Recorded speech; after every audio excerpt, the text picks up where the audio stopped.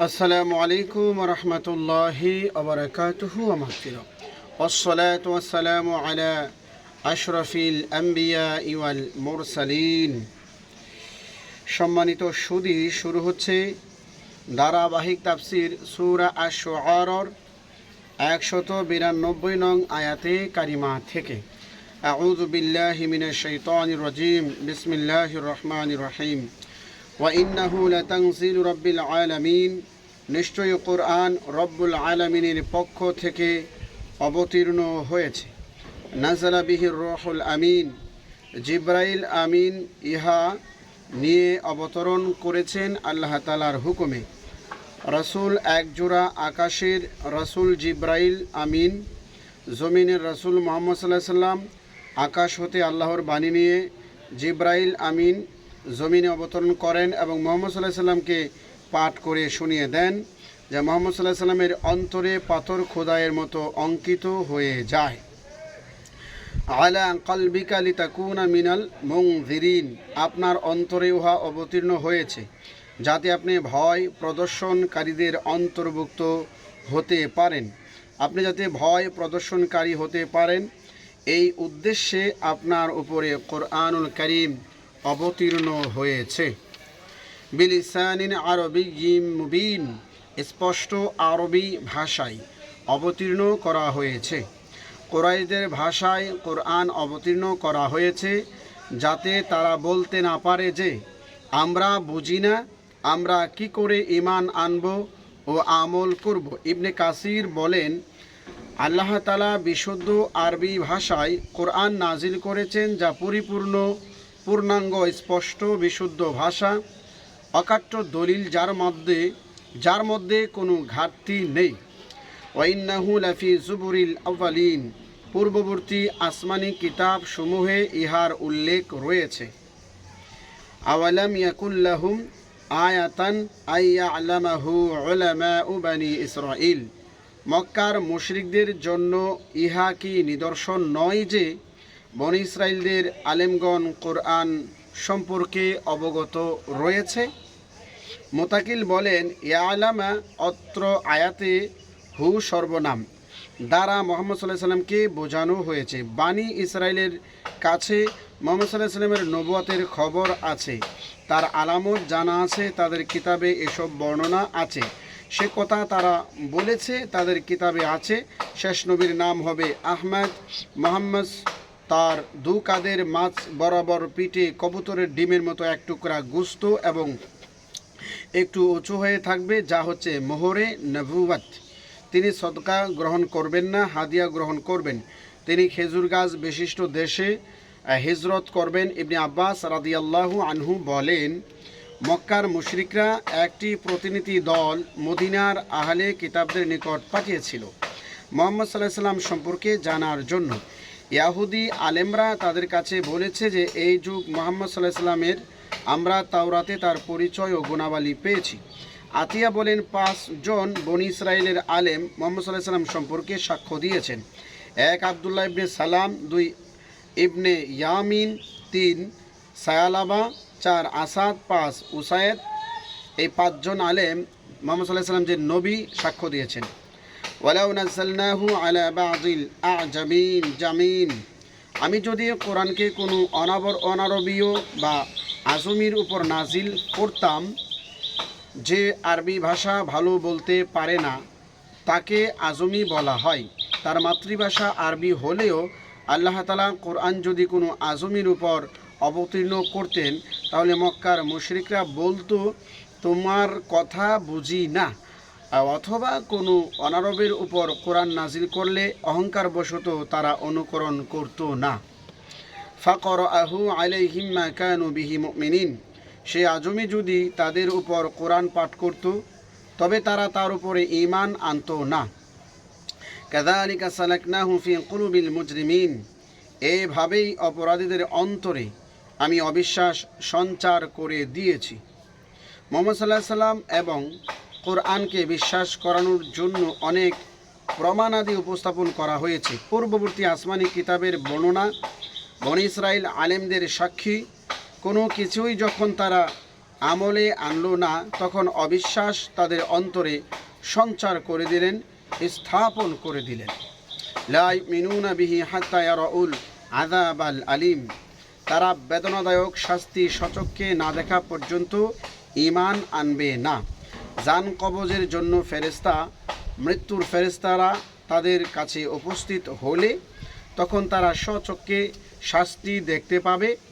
ওই সময় তাদেরকে জাহান্নামের দৃশ্য দেখানো হবে, তখন তারা ঈমান আনবে, কিন্তু ওই সময় ঈমান কারো কবুল হবে না।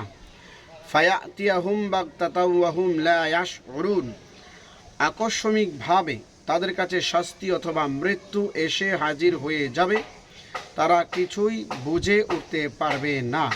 হঠাৎ তাদের কাছে মৃত্যু আসা এবং শাস্তি আসা সমান, কেননা যখনই মৃত্যু তখনই শাস্তি। ফায়াকুলু হাল নাহনু মুনজারুন, অতঃপর তারা বলবে, আমাদেরকে কি অবকাশ দেয়া হবে? জান কবজকারী ফেরেশতা যখন আসবে তারা বলবে অবকাশের জন্য, কিন্তু আল্লাহ তাআলা পূর্বেই জানিয়ে দিয়েছেন অবকাশ দেয়া হবে না। আফাবি আযাবিনা ইয়াস্তাজিলুন, তারা কি আমার শাস্তি দ্রুত কামনা করছিল না? আফারাআইতা ইম্মাত্তা'নাহুম সিনিন, আপনি কি মনে করেন আমি যদি তাদেরকে বহু বছর ভোগ বিলাস করতে সুযোগ দেই, তারা যদি বহুকাল দুনিয়ার নিয়ামত উপভোগ করে, তাতে কি লাভ হবে? মৃত্যুর সময় দুনিয়ার ধন সম্পদ তার কোনো উপকার করতে পারবে না। সে মনে করবে আমি কোনোদিন সুখ শান্তি উপভোগ করিনি। সুম্মা জাআহুম মা কানু ইউআদুন, অতঃপর তাদের কাছে এসে যাবে ওই বিষয়, যে বিষয় সম্পর্কে তাদেরকে সাবধান করা হয়েছিল। মা আগনা আনহুম মা কানু ইউমাত্তাউন, তাদের ভোগ বিলাসের উপকরণ তাদের কোনোই উপকারে আসবে না। পৃথিবীর ধন সম্পদ দিয়ে শাস্তি বন্ধ করা যাবে না, শাস্তি কমানো যাবে না। আল্লাহর কাছে ফরিয়াদ করা হবে, কিন্তু তা গ্রহণ করা হবে না। ওমা হালাকনা মিন ক্বরিয়াতিন ইল্লা লাহা মুনজিরুন, আমি এমন কোনো জনপদ ধ্বংস করিনি যাদের কোনো সতর্ককারী ছিল না। সূরা বনী ইসরাঈলের 15 নং আয়াতে ওমা কুন্না মুআযযিবিন, আমি রসুল না পাঠিয়ে কোনো জাতিকে শাস্তি দেই না। রাসূল পাঠানো হবে, রাসূলগণ বারবার বোঝানোর পরেও যখন তারা বোঝে না, সত্যকে প্রত্যাখ্যান করে এবং রাসূলগণের উপর চড়াও হয়, তখন রাসূলগণ আল্লাহর আশ্রয় কামনা করেন। রাসূলগণ যখন আল্লাহর আশ্রয় কামনা করেন, তখন ওই জাতির তাওবা আর কবুল হয় না। যিকরা ওমা কুন্না জালিমিন, উল্লেখিত কথাগুলি উপদেশ, আমি কখনোই অত্যাচারী নয়। আল্লাহ তাআলা মানব জাতিকে রক্ষা করার জন্য তাদের জাতি থেকে সাদেক আল আমিনদেরকে রাসূল বানান, তাদের ভাষায় আসমানি কিতাব পাঠান, অসংখ্য দৃষ্টান্ত দিয়ে তাদেরকে বোঝানো হয়, কিন্তু তারা রাসূলদের কথা শোনে না, শয়তানের কথা মান্য করে। তাই আল্লাহ তাআলা জানিয়ে দিলেন, তোমাদের জন্য যত উপদেশ প্রয়োজন সবই দিলাম, আমি অত্যাচারী নয়, জুলুমকারী নয়। ওমা তানাজ্জালাত বিহি শায়াতিন, শয়তানেরা কোরআন নিয়ে আসেনি। মক্কার মুশরিকরা বলতো মুহাম্মদ সাল্লাল্লাহু আলাইহি ওয়াসাল্লামের উপরে শয়তানেরা কোরআন নাজিল করে। আল্লাহ তাআলা তাদের উত্তরে বললেন, শয়তান কোরআন নিয়ে আসেনি। ওমা ইয়ামবাগি লাহুম ওমা ইস্তাতিউন, শয়তানেরা এই কাজের যোগ্য নয় এবং ক্ষমতাও রাখে না। শয়তানের এই যোগ্যতাও নাই, এত ক্ষমতাও নাই যে কোরআনুল কারীম তারা নিয়ে আসতে পারবে। ইন্নাহুম আনিস সামিঈ লামাযুলুন, নিশ্চয়ই শয়তানদেরকে কোরআন শুনতেই দেয়া হয় না। সূরা হিজরের 18 নং আয়াতে বলা হয়েছে, ইল্লা মানিস তারাকাস সামআ ফাতবাহু শিহাবুম মুবিন, বরং তারা শয়তানেরা যখন চুরি করে কথা শুনতে চায়, তখন জ্বলন্ত উল্কা পিণ্ড তাদেরকে ধাওয়া করে। সূরা সফফাতের 8 নং আয়াতে বলা হয়েছে, লা ইয়াসমাউনা ইলাল মালাইল আ'লা ওয়া ইউকযাফুনা মিন কুল্লি জানিব, শয়তানেরা ঊর্ধ্ব জগতের কথা শুনতে সক্ষম হয় না, তাদের চতুর্দিক হতে নিক্ষিপ্ত হয় অগ্নিশিখা। উল্লেখিত আয়াত দ্বারা প্রমাণিত হয় যে তারা কোরআন শোনার ক্ষমতা রাখে না, তারা কোরআন নাজিল করবে প্রমাণ তা হচ্ছে এ ধরনের কথা হচ্ছে তাদের জ্ঞানহীনের পরিচয়।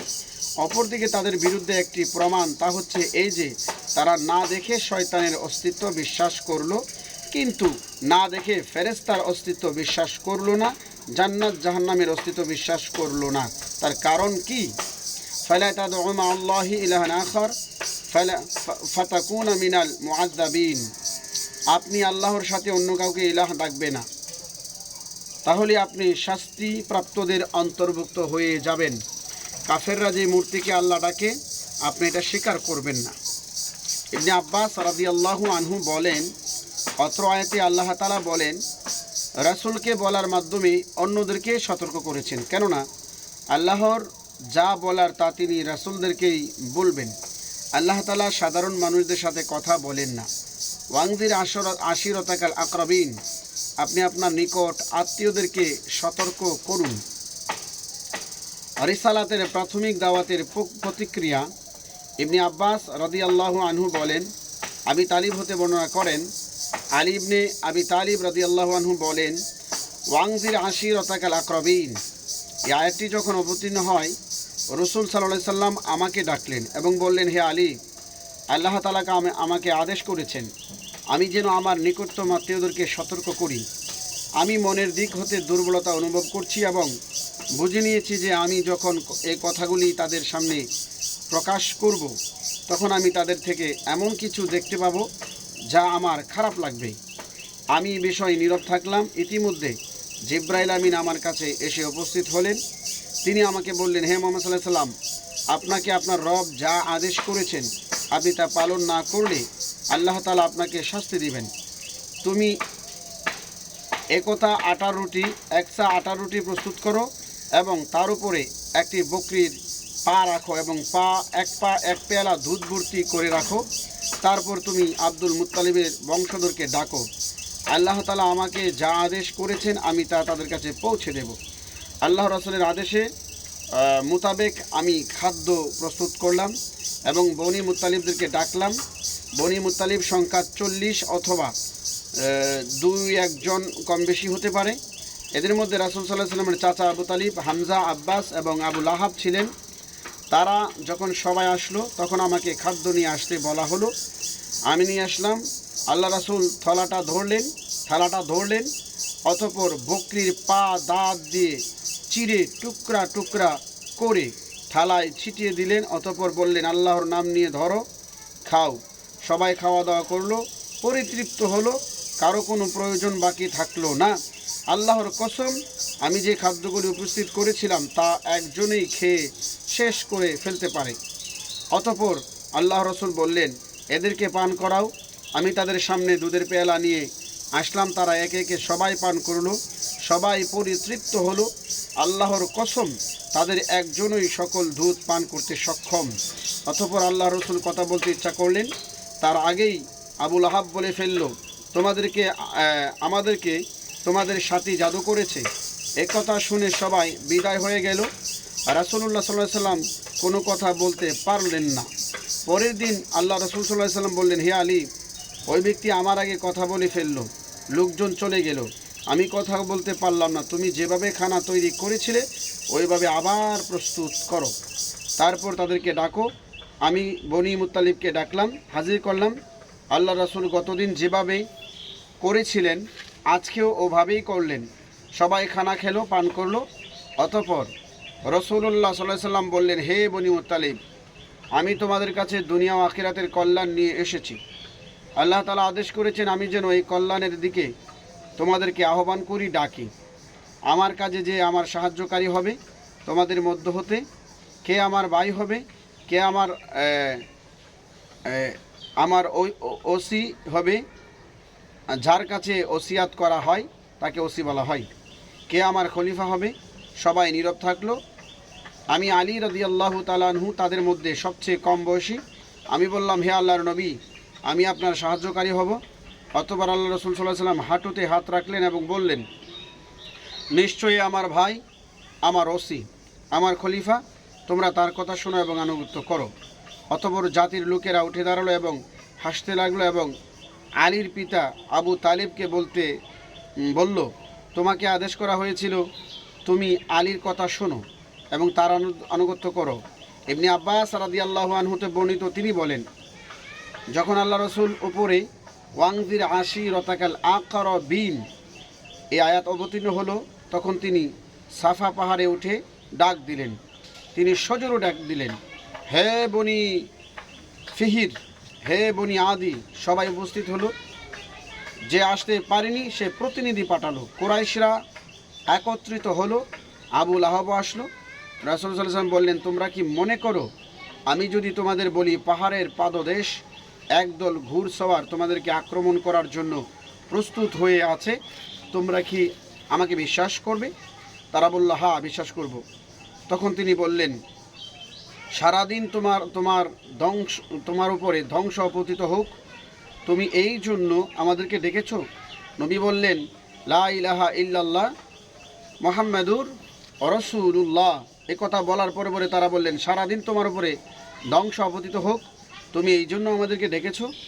আবু হুরাইরা রাদিয়াল্লাহু আনহু বলেন, এই আয়াত অবতীর্ণ হলে ওয়াংজির আশিরাতাকাল আকরাবিন, তখন রাসূলুল্লাহ সাল্লাল্লাহু আলাইহি সাল্লাম বললেন, হে কুরাইশ সম্প্রদায়, অথবা অনুরূপ কোনো ভাষা ব্যবহার করেছেন, তোমাদের জীবন বিক্রি করো, আমি আল্লাহর পক্ষ থেকে তোমাদের জন্য যথেষ্ট হব না?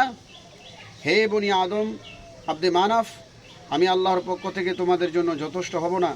হে আব্বাস, হে ইবনে আব্দুল মুত্তালিব, আমি আল্লাহর পক্ষ হতে তোমাদের জন্য যথেষ্ট হব না? হে ফাতিমা বিনতে মুহাম্মদ, তুমি আমার ধন সম্পদ হতে যা চাও চেয়ে নিতে পারো, কিন্তু আমি আল্লাহর পক্ষ থেকে তোমার জন্য যথেষ্ট হব না? ওয়াকফিদ জানাহাকা লিমান ইত্তাবাআকা মিনাল মুমিনিন, আপনার বাহু নত করে দিন ওই সকল মুমিনদের জন্য যারা আপনার অনুকরণ করে। যে সকল মুমিনরা আপনাকে মেনে চলে, আপনি তাদেরকে উপদেশ দিন। ফাইন আসৌকা ফাকুল ইন্নী বারিউম মিম্মা তা'মালুন, যদি তারা আপনার অবাধ্য হয় তবে আপনি বলে দিন, নিশ্চয়ই আমি তোমাদের আমলের সম্পর্কে দায় মুক্ত। আল্লাহ পাক রব্বুল আলামিন এই আয়াতগুলোর শিক্ষা আমাদের বাস্তব জীবনে বাস্তবায়ন করার তৌফিক দান করুক। পরবর্তীতে আলোচনা করা হবে সূরা আশ-শুআরার 217 নং আয়াতে কারিমা থেকে। আজকের জন্য এখানেই সমাপ্ত। আসসালামু আলাইকুম ওয়া রাহমাতুল্লাহ।